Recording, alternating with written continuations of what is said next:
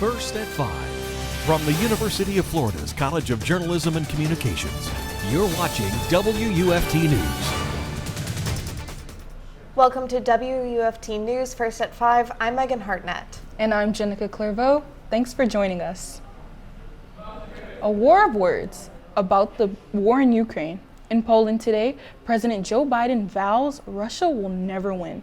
Vladimir Putin responds by hitting pause on a deal for nuclear transparency. We get the very latest from NBC News. Hello, Poland! Speaking from the Polish capital, President Biden reflecting on a year of war in Europe. 1 year after the bombs began to fall, Russian tanks rolled into Ukraine. Ukraine is still independent and free.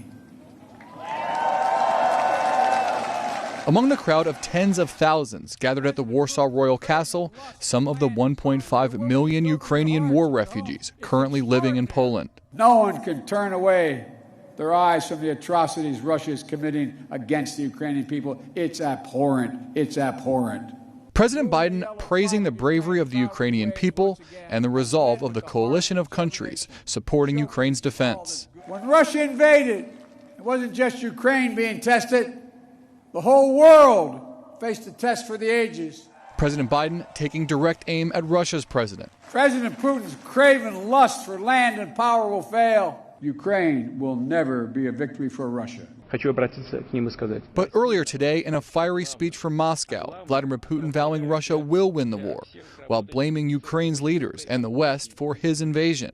Putin also announcing Russia will pause its participation in the New START treaty with the U.S. that caps the number of nuclear weapons the two countries can deploy. Our support for Ukraine will not waver. Despite the president's promise, Americans are somewhat skeptical. Recent polls show the public is split on whether the U.S. should continue supplying weapons and funding to Ukraine. Still, 1 year after the war's start, Ukraine's will to fight for democracy has not waned. Later on, we'll take an inside look at how Poland is hosting refugees from the war.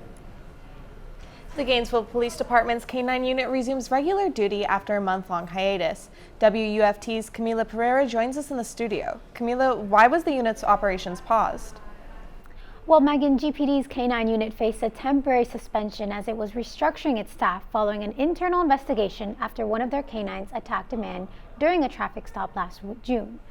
The K-9 attacked Terrell Bradley during a traffic stop that led to a chase, resulting in Bradley losing his right eye, suffering a spinal leak, 2 broken fingers, and needing a dozen stitches near his forehead. Since then, GPD's chief of police suspended the dog that mauled Bradley and launched an internal investigation, revealing that 5 officers had taken and shared pictures of Bradley's injuries and exchanged celebratory texts about the attack. 2 officers were then placed on paid administration suspension, while the other 3 received warnings. As of Friday, though, a press release stated the unit returned with 2 K-9s and their handlers. GPD also states it's restructured the unit and is looking at 5 potential candidates that could represent the next era of its K-9 unit. On the topic of the Gainesville Police, the department will begin hosting rape aggression defense classes for residents. The classes are free and are split into 3 sessions. It was designed to give women strategies for risk awareness and self-defense. Around 20 women gathered earlier this month to learn the skills. The department hasn't scheduled the next class, but plans to host more in the future.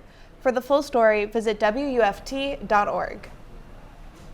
This week, we could see record-breaking heat in our area. WUFT's Deras Getter joins us now with more. Deras, how hot is it going to get? That's right, ladies. We could be seeing record-breaking temperatures here, particularly in the southeast. Closer to home right now, we're sitting at 80 degrees here in Gainesville with temperatures in the upper 70s to mid 80s near Jacksonville. Outside on your campus cam, mostly cloudy skies, and we're seeing those clouds continue to thicken up ahead of those wind speeds. We're seeing southwest winds up to 13 miles per hour, and those southwest winds are going to continue to keep our temperatures feeling warm the rest of this evening. You're going to be cooling down into the mid 60s tonight and upper 50s. I'll have more on what you can expect to see from these warming trends coming up. Some good news for frequent travelers. A new airline could be making its way to Gainesville Regional Airport. Last week, JetBlue announced an expansion of flight services to 30 new markets. The carrier did not unveil all the cities included in its plan. The addition of JetBlue would add more options for residents and out-of-state students. Airport spokesperson Aaron Porter is campaigning for Gainesville to be one of these markets. It's a situation where the airlines make the decision, so we're always bringing the best of our community and the best news we have and the desires of our flying public to them. The airport hopes to meet with JetBlue officials next month. American and Delta Airlines are currently the only carriers serving the Gainesville Regional Airport. The U of Health Recovery Center hosted a ribbon-cutting ceremony to celebrate 25 years. WUFT's Tyler Carmona went to the center. He spoke with the director who has overseen the location's progress since its opening. That's right. I was able to swing by the center earlier today. Patients have come from all over to receive treatment. They say the care and concern they receive is instrumental for their recovery. The UF Rehab Facility ranks among the state's best. Newsweek ranks it number 8 in Florida. Despite being located in a college town, the facility attracts esteemed doctors and researchers from all over the country. We get a lot of professionals sent from West Coast, East Coast. Scott Teitelbaum is the center's medical director, a title he's held since the center opened up 25 years ago. Part of why he enjoys this is those around him. Also a great privilege to work with a team, to be part of something bigger than yourself. So it's not, I come in here and I'm blessed to be part of a team. So I really look forward to coming to work every day. The center offers in-person treatment programs as well as an intensive outpatient program. Jeff, a patient who didn't want to reveal his last name, has been in a few rehab facilities. He feels this one is second to none. I've been here about a month and I can already see this is a huge blessing. Just all the staff are top of their careers. The community that they provide here is special. The outpatient program allows people to continue their monitored treatment even after leaving the facility. We challenge people, and I think challenge people to challenge themselves. The ribbon cutting celebrates a recovery facility that serves as a light during people's darkest times. The event will take place from 4 to 6. It's being held in partnership with the Gainesville Chamber of Commerce.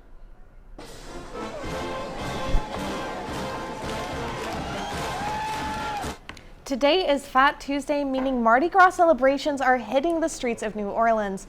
The tradition has continued to be a staple of the city, culminating on the day before Ash Wednesday. And one of our local organizations is helping people get fit on Fat Tuesday. The North Central Florida YMCA hosted Fit Tuesday. The free event taught healthy lifestyle techniques. Activities included drinking smoothies and doing yoga. Other health organizations joined a tabling and information fair. The YMCA partnered with the UF's Pain Research and Intervention Center to host the event. Interim Operations Director John Rollins says these types of events help promote well-being.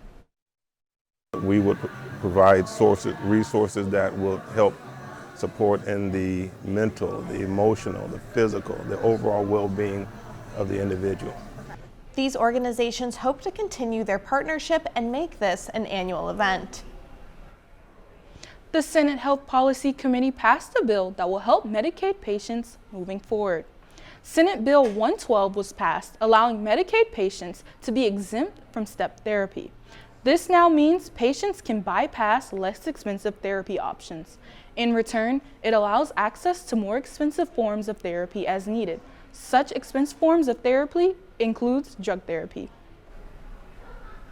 5 Alachua County schools will benefit from a $4.8 million federal grant from UF to work on mental health in grade school. A program called Gator Connect will place 15 trainees at 3 local elementary schools and 2 middle schools. The graduate student trainees will come from 3 UF programs: psychology, school counseling, and mental health counseling. The trainees will each work in the public schools for at least a year and a half. Alachua County plans on continuing the program over the next 5 years. The Florida legislators are considering a program to finance music classes for students. Legislator is referring to the program as the Early Childhood Music Education Incentive Program. Twice weekly music classes will be financed for kindergarten through second grade students. The program will pay $150 per student enrolled in the class. Another earthquake in Turkey has thousands displaced and many looking for resources. The large aftershock came just 2 weeks after a 7.8 magnitude earthquake devastated the region. Coming up on WUFT News First at 5, we have the details on the effects in the region when we return. Please stay with us.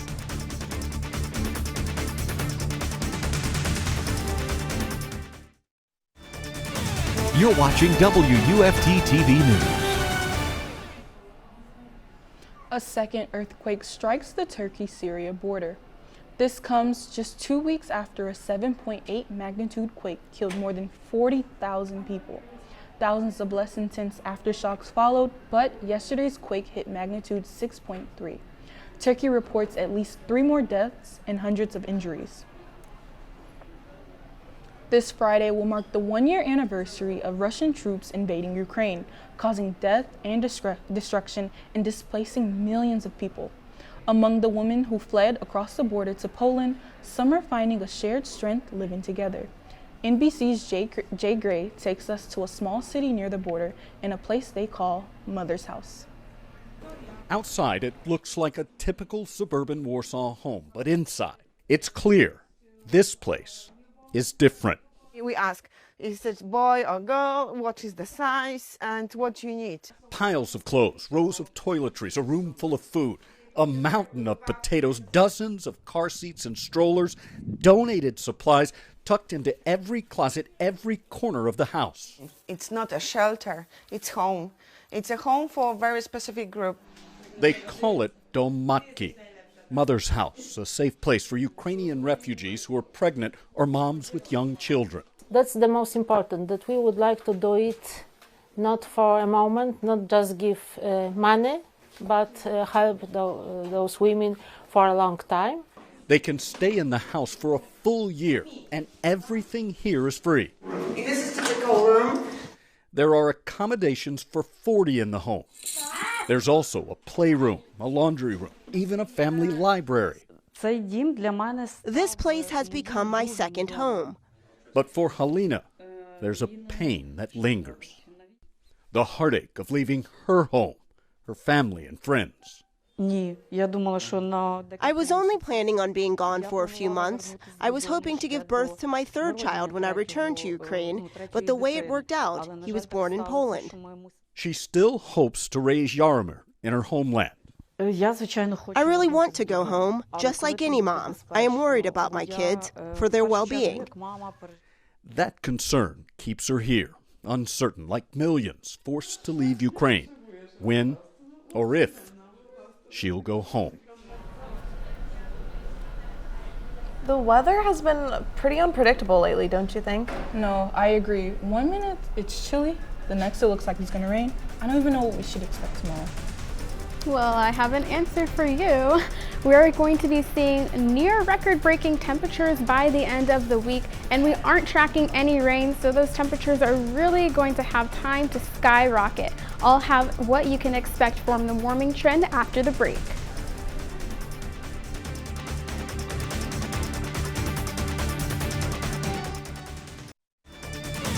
You're watching WUFT TV News.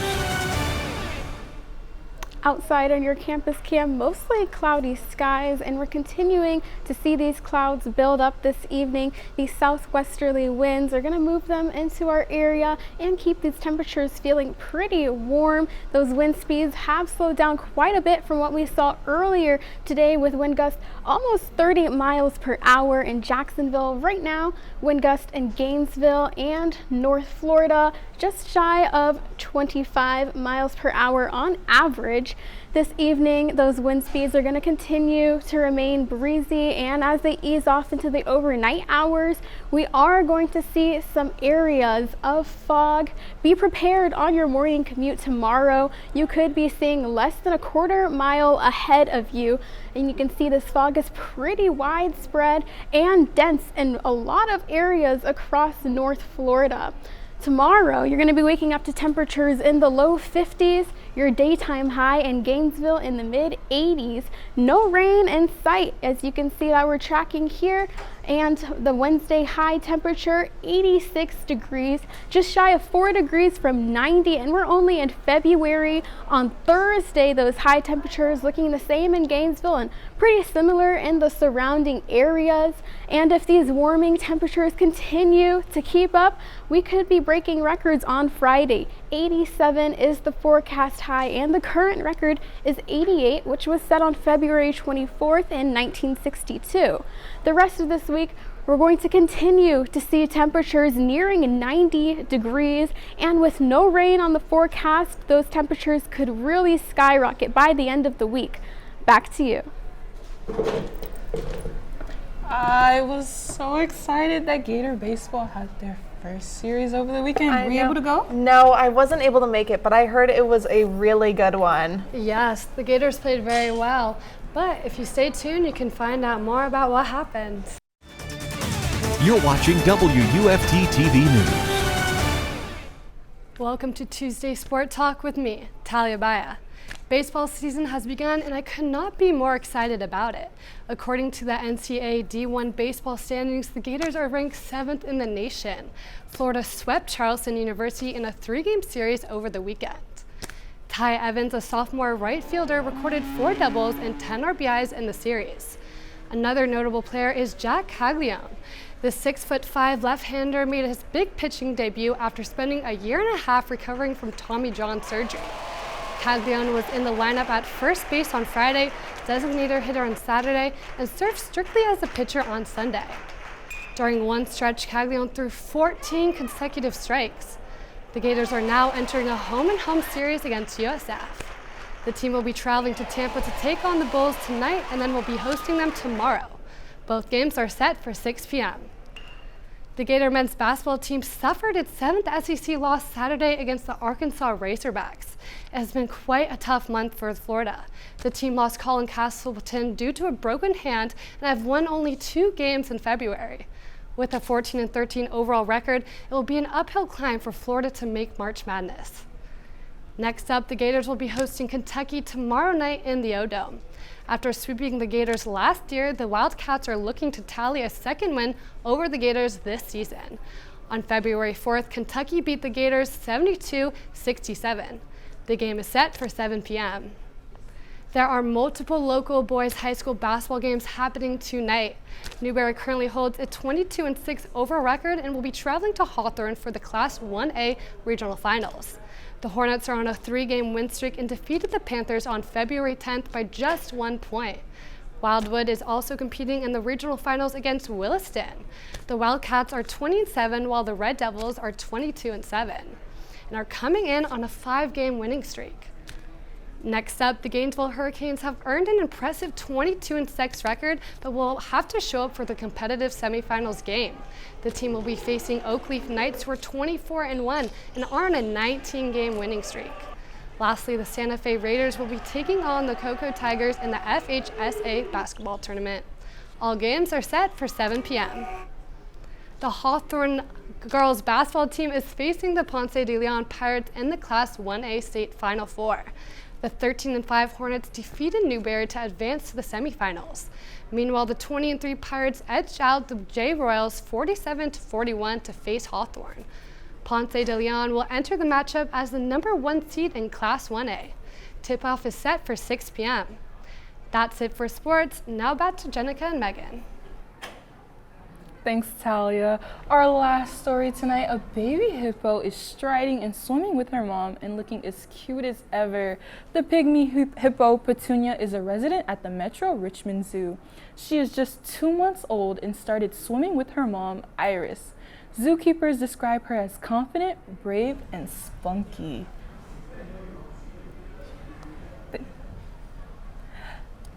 BBC World News is next, and PBS NewsHour is coming up at 7. But your Florida news is always on at WUFT.org. Have a good night.